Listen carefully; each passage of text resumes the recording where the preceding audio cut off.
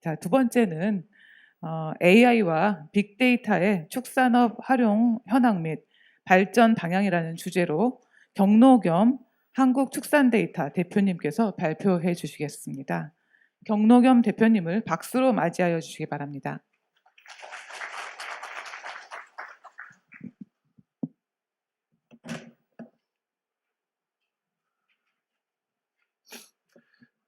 네, 안녕하세요. 저는 한국축산데이터의 경노겸이라고 합니다. 제가 오늘 발표할 주제는 보시는 것처럼 AI와 빅데이터가 축산업에 어떻게 적용이 되고 있고 앞으로의 방향은 어떻게 될 것인지에 대한 것입니다. 네, 어, 사실 이제 저는 공대를 나왔고요. 그리고 빅데이터에 관련된 산업에서 한 10년 정도 일을 하면서 경력을 쌓아왔습니다. 그리고 이제 2017년도에 축산업에 이제 데이터를 모아서 축산업을 한번 바꿔보자라고 해서 한국축산데이터라는 정말 직관적인 이름을 가진 회사를 만들었습니다. 근데 사실 이제 이 인공지능 데이터가 이 산업에 들어와야 된다라고 하는 거는 누구나 이제 공감되는 형성하지만 사실 이 빅데이터가 과연 뭘까라고 하는 부분에 대해서는 다시 또 이제 물음표가 찍힙니다. 사실 이제 저같이 이제 공대를 나오신 분들이 다 갖고 있는 문제점이라고도 생각이 되는데 이제 퀀티피케이션 바이어스라고 모든 것들을 이제 엑셀로 정리하고 데이터화를 해서 이제 수량화하는 것이 이제 가치가 있고 뭔가 이제 어떤 감성적인 것이나 인사이트 이런 정성적인 것보단 이 데이터화하는 게 중요하다라고 하는 그런 편견들이 이제 있습니다. 그래서 보시는 것처럼 이제 건초 더미가 바로 앞에 있고 이걸 만들어내는 게 중요할 수도 있지만 사실은 이 바닷가에서 뭔가 해일이 몰려오거나 뭐 해적선이 오거나 이런 부분들을 또 봐줘야 되는 사람들도 필요합니다. 네.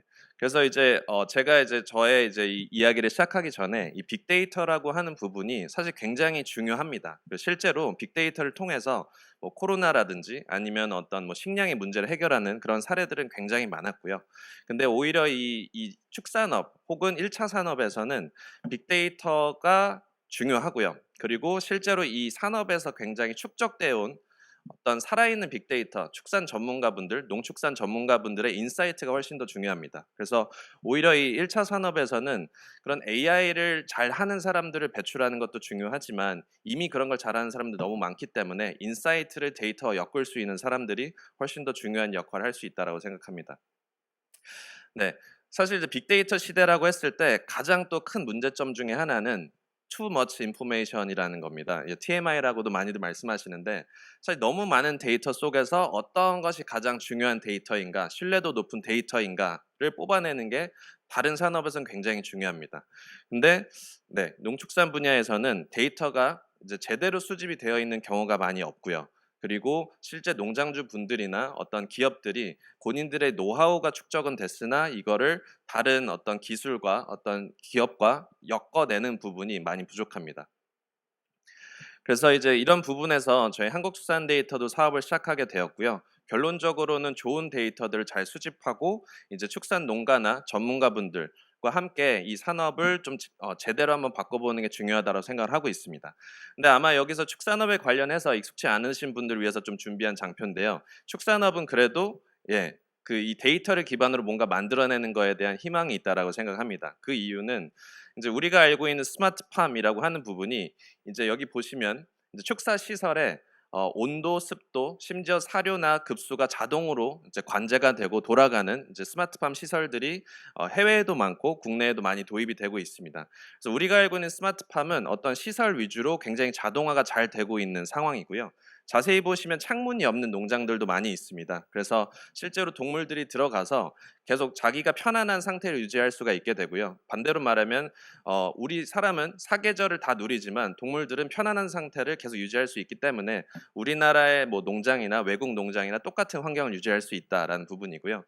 보시면 이제 삼원 교잡종 LYD가 국제적으로도 굉장히 많이 연구가 되어 왔습니다. 전 세계 육종학자들이 세 가지의 품종을 섞으면 가장 경제적이다라고 이야기를 하시면서 이제 우리나라도 이제 이런 품종들을 수입해서 삼원 교잡을 만듭니다.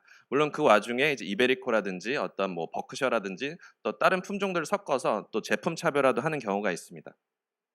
그래서 이 부분에서 가장 좋은 점 중에 하나는 전 세계의 이제 축산업은 시설 부분이 상당히 많이 표준화가 되어 있고요. 그다음에 종자 부분이 상당히 표준화가 많이 돼 있어서 어떻게 보면 이제 우리나라에서 만들어진 어떤 데이터 기반의 솔루션이 해외까지 바로 적용이 가능하다라는 부분이고, 실제로 저희가 뭐 인도나 미국과도 이제 이야기를 했을 때 우리나라에서 어떤 성과를 냈다라고 하면 해외에서는 그러면 이미 실증이 됐다라고 인정도 하는 분위기입니다. 뭐 더군다나 이제 바이오 헬스 시대에서 실제로 이제 돼지가 사람의 유전자와 굉장히 유사하다라는 연구 논문들이 최근 많이 나오면서 오히려 이제 돼지가 의료 동물로서도 좀 가치가 높아지고 있습니다. 네, 그리고 이제 코로나 때문에 다들 마스크를 쓰고 계시는데 이 축산 업계에서는 그동안 굉장히 많은 변이형 바이러스가 있었습니다. 아프리카 돼지열병도 한 100년 정도 되었고요. 돼지 쪽에서 이제 호흡기 질환 PRRS도 아직까지도 명확한 백신이 없는 상태입니다. 그래서 결국은 이제 원 헬스라고 하는 게 되게 중요해졌는데, 원 헬스는 어떻게 보면 가축의 건강이 환경과 사람한테 영향을 미친다. 그래서 결국은 가축의 건강부터 시작을 해야 된다. 그리고 이게 어떻게 보면 우리 삶에도 굉장히 중요한 키워드 중에 하나입니다. 그래서 조금 더 이제 농가 레벨로 들어가면요. 사실 농가분들은 굉장히 전문성이 있어서 돼지를 바라봤을 때 얘가 이상한지 즐거운지 다 아십니다. 근데 문제는 1000마리 정도 되는 굉장히 많은 개체를 다 관리할 수 없기 때문에 이 부분에서 물리적으로 관찰이 어렵고, 심지어는 이제 이상 행동을 보였을 때 발견하면 좋지만 죽고 나서 발견하는 경우도 굉장히 많습니다. 죽고 나서 발견할 수밖에 없다 보니까 이게 질병이 많이 퍼지게 되고 약도 어쩔 수 없이 쓰게 되고 이런 것들이 반복이 되는 거거든요. 그래서 저희 한국수산데이터는 이제 팜스 플랜이라고 하는 솔루션을 이제 개발을 했는데, 가장 큰 모토는 결국은 건강 상태를 잘 측정하자. 그리고 건강 상태를 계속 개선시켜서 결국은 농장주분들에게 좀 더 편안한 의사결정을 지원해 주자가 저희의 핵심입니다. 그래서 저희는 이제 네 가지의 이제 서비스를 번들형으로 제공을 드리고 있는데, 그냥 여기에서 좀 간단하게만 언급을 드리면 저희는 주기적으로 혈액 검사를 합니다. 기존에는 질병이 걸렸을 때 어떤 질병이 걸려서 죽었지를 판단하기 위한 질병 검사만 있었는데, 사람도 저희가 병원에 가서 건강 검진을 하잖아요. 그래서 저희가 주기적으로 혈액 검사를 해서 질병이 걸렸으면 치료를 하고요. 걸리지 않았다면 이 면역 상태를 끌어올리기 위한 노력들을 많이 합니다. 그래서 지금은 농장주분들이 이제 혈액도 많이 보내주고 계시고요. 그 다음에 이제 카메라를 달아서 얘네들의 어떤 생체 활동을 분석을 합니다. 아까 뭐 대표님 말씀하셨던 것처럼 돼지는 살아있는 동물이어서 경쟁이 심하고요. 어떻게 보면 군집 사육을 하고 있다 보니까 경쟁에 배제된 애들은 위축이 될 수도 있고 행동이 이상해질 수도 있습니다. 그래서 저희 같은 경우는 카메라를 달아서 농장주분들이 24시간 봤어야만 했던 거를 카메라로 기술로 좀 해결하고 있습니다. 그다음에 기존에 이제 있었던 전산관리 프로그램이나 환경관리 시스템도 저희가 다 인티그레이션 해가지고 결국 저희 솔루션 안에서는 그 혈액과 이 몸속에 있는 데이터와 바깥으로 나오는 이런 생체 데이터와 그다음에 전산관리 데이터를 통합하는 솔루션을 제공하고 있습니다. 네, 저희는 이제 국가에서 이제 지정받은 질병검사 기관이기도 합니다. 그래서 공식적으로도 질병검사를 수행할 수 있습니다. 네, 저희는 질병검사가 주된 목적인 회사는 아니고요. 정기적인 건강검진을 실현해서 농가분들이 이제 리스크가 높아지기 전에 이제 예방의학을 실현할 수 있게끔 하자라는 것에 초점을 맞추고 있는 회사입니다. 궁극적으로는 농가분들의 이제 의료비 지출을 좀 줄이고 폐사에 이르렀을 때 이제 피해를 줄이는 그런 모토를 갖고 있고요. 그다음에 이제 카메라를 달아서 어떻게 보면 농장주분들이 매일매일 농장에 들어가야지만 알 수 있는 것들을 모니터링을 AI를 통해서 하고 있습니다. 사실 저는 이제 2세 농가, 3세 농가분들이 이 산업에 더 많이 들어와야 된다고 믿고 있는데, 항상 1세 농가와 2세 농가분들의 가장 큰 이 갈등의 골은 1세 농가는 계속해서 동물들을 관찰해야 된다라고 하고 있고 2세 농가는 9 to 6를 하고 싶습니다. 근데 그걸 하기 위해서는 결국은 더 효율화된 시스템과 기술이 접목이 돼야 되는데, 이미 다른 산업에서 많이 발달되어 있는 기술들을 이 산업의 인사이트에 맞게 적용하는 게 굉장히 필요하고 그 역할을 저희가 해내고 있습니다. 네, 그래서 이제 일단 핵심적인 두 가지는 기존에 이제 혈액이라든지 영상을 통해서 하는 부분들이 어떻게 보면 기술적으로 좀 어려웠던 점도 있고 이 산업에 적용하기 어려웠었던 비즈니스 컨텍스트도 있었는데, 그 부분을 저희가 좀 17년도부터 해결을 하고 있고요. 그래서 결론적으로는 이제 이 살아있는 동물을 케어하기 위해서는 굉장히 많은 데이터들이 이제 보여져야 됩니다. 그냥 영상만 갖고 관리할 수 없고요. 그다음에 뭐 환경 데이터 가지고도 관리할 수 없습니다. 이런 것들이 다 종합적으로 분석이 되어야지 실제로 이 여러 하우스들마다 들어있는 동물들의 건강 상태를 측정할 수 있고 조금 위험한 곳들은 집중 관리하고 위험하지 않은 곳들은 조금 더 느슨하게 할 수 있습니다. 그래서 궁극적으로는 이제 농가분들이 매일매일 사용하시는 약품값을 줄이고 폐사를 줄이고 그리고 이제 어떻게 보면 푸드 컴퍼니, 유통회사들에게는 안정적인 퀄리티를 일정하게 제공해주는 그런 뭐 유통과 생산의 지금 퀄리티 컨트롤을 하는 이제 회사로서도 저희가 성장하고 있습니다. 제가 오늘 영상은 준비하지는 못했는데 저희가 이제 내부에서 분석되는 화면입니다. 실제로 소, 돼지, 닭에 관련된 솔루션이 있는데 소는 개체 관리 동물이고요. 돼지와 닭은 군집 사육 동물입니다. 그래서 군집이기 때문에 방마다 여러 개체들이 관리가 되고 있는데 저희가 이제 카메라를 달아서 방마다 이제 이상 상태를 모니터링하기도 하고요. 그다음에 이제 저희가 환경 데이터나 혈액 분석을 통해서 어떤 리스크 레벨도 관리를 하고 실제로 이제 수의사분들은 그 농가를 관리하실 때 연료농가를 관리하고 있다라고 하면은 본인들이 생각하는 리스크, 즉 질병에 걸릴 리스크가 높은 농장 위주로 자주 방문을 합니다. 그러니까 일이 없어도 방문을 하시는데 실제로 이런 시스템을 통해서 수의사분들도 문제가 생겼을 때 방문을 하거나 생기기 전에 좀 대응할 수 있는 그런 솔루션을 저희가 제공을 하고 있고요. 그리고 사실 코로나 이후에 어찌 보면 저희 회사에겐 조금 호재일 수도 있겠지만 이제 글로벌하게 푸드 컴퍼니들이 농장에 못 들어가는 일들이 많이 발생하다 보니까 오히려 이제 미국이나 유럽같이 대형화가 되어 있는 곳들은 비대면 농장 관리가 좀 필요해졌습니다. 그래서 그런 관점에서 농가에 들어가지 않고도 관리를 할 수 있는 그런 시스템으로 더 고도하는 것을 목표로 잡고 있고요.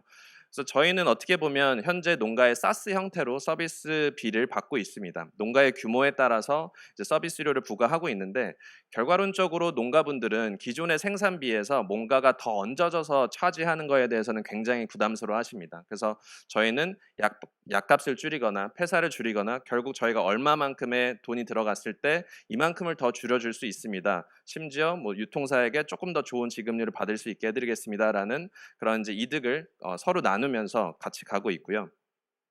그리고 최근 들어서는 이제 저희가 이제 푸드 컴퍼니들과도 굉장히 재미있는 콜라보도 많이 하고 있습니다. 8월 달에 오픈한 이태원의 레스토랑에서는 이제 팜스플랜 돼지고기 스테이크라는 메뉴도 이제 누군가는 만들었고요. 저희가 물론 저희 회원 농가에서 공급을 하고 있습니다. 일반 소비자들이 이 메뉴를 시킬 때 이게 뭐예요 하면 건강 관리 받은 좋은 식재료를 썼습니다라는 이제 한마디를 또 던지게 되고요. 어떻게 보면 뭐 가치 소비 측면이나 좋은 식재료를 먹고 싶은 이 시대에 맞춰서 조금 더 뭐 가성비 있거나 좋은 농장주들의 어떤 그런 그 생산물들을 소비자들한테 연결하는 역할까지도 어떻게 보면 협업을 통해서 가능하다라고 보고 있습니다. 현재 저희는 이제 미국과 인도와 말레이시아, 캄보디아를 나가고 있는데 좀 재밌는 점은 인도 같은 나라는 이제 소를 신성시 여기기 때문에 소를 먹진 않습니다. 근데 소를 굉장히 많이 키우고요.